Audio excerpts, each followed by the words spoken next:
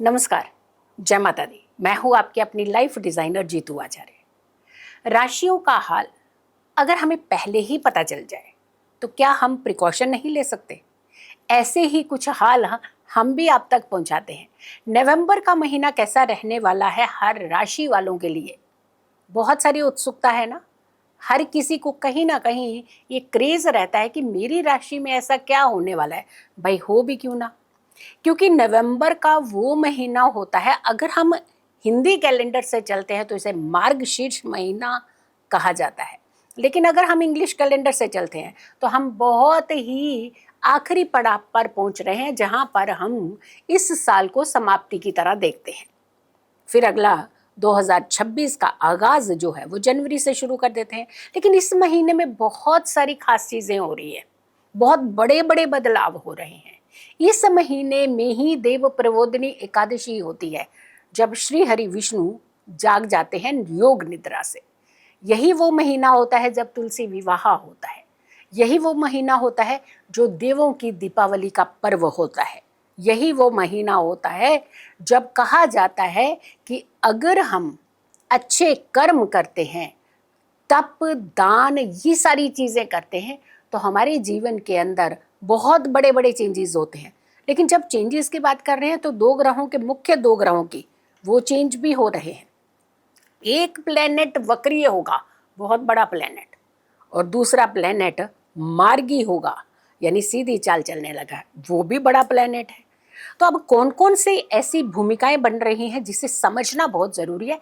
हमारी कुंडली के हिसाब से हमारी राशि में ऐसा कौन सा योग बन रहा है और किस भाव में बन रहा है, ताकि हम उसी तरीके से अगर उपाय करेंगे तो किसी भी महीने में कोई भी दिक्कत नहीं आती। इसीलिए क्योंकि जब हम अवेयर हो जाते हैं, जब हम पहले से ही जान जाते हैं अपने ग्रहों की सिचुएशन को, तो हम कहीं ना कहीं उस सॉल्यूशन की तरफ बढ़ते हैं जो छोटा सा उपाय, मात्र एक छोटा सा उपाय होता है, लेकिन उसके बीच हमें बहुत बड़ा एक सॉल्यूशन मिलता है हमारी जिंदगी को कंट्रोल करने का।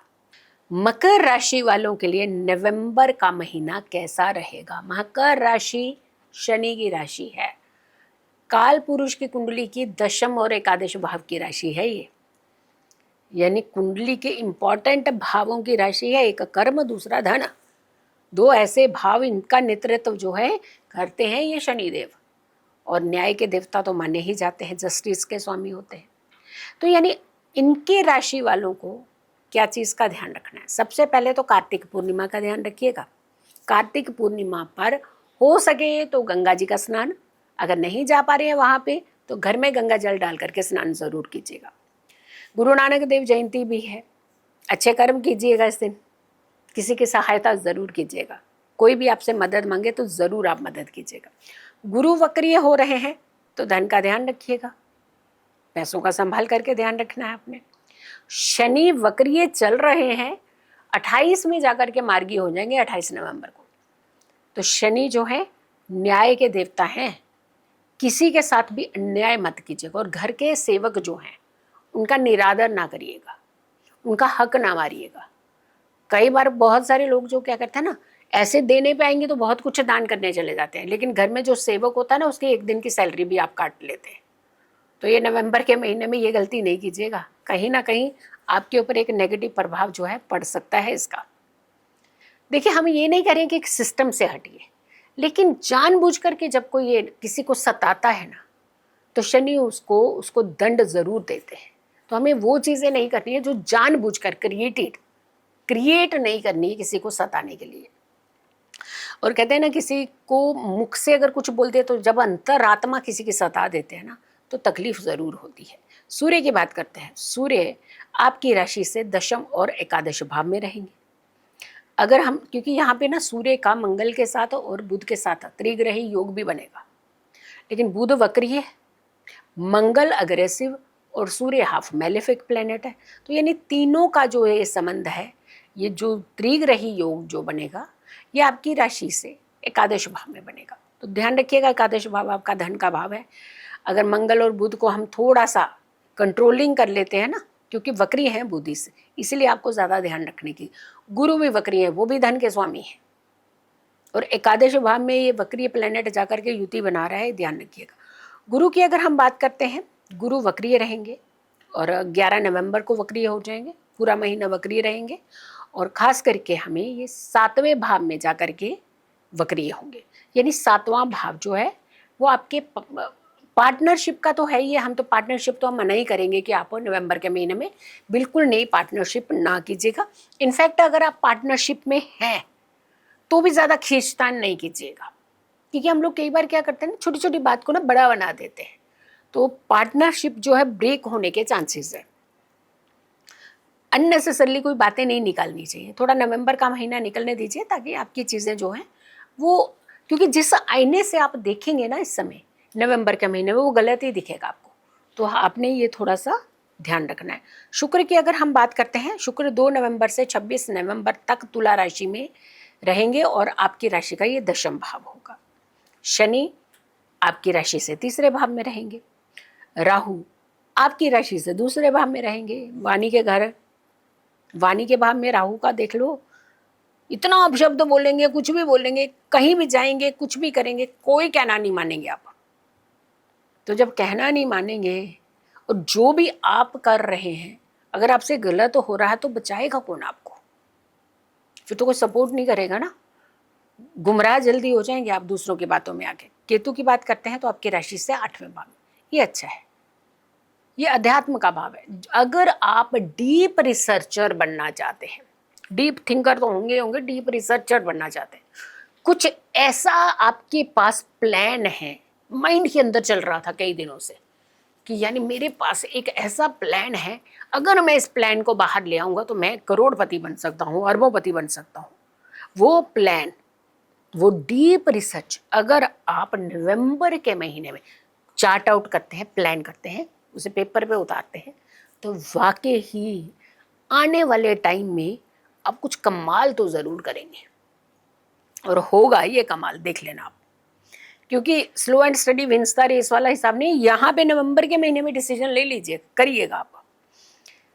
सबसे इंपॉर्टेंट चीज़ें आपको क्या क्या यहाँ पे ध्यान रखने की, एक तो सबसे पहले कि आपने किसी भी कार्य को ऐसे हल्के में लेकर के नहीं करना है, बहुत अटेंटिव रहना। कोई भी काम करिएगा, चाहे वो आपकी डील है, चाहे वो ऑफिस का काम है, चाहे बिजनेस का काम है, घर का काम, कोई भी काम आप कर रहे हैं तो बी अटेंटिव, ध्यान रखिएगा, बहुत ही सोच समझ करके किसी भी कार्य को करिएगा।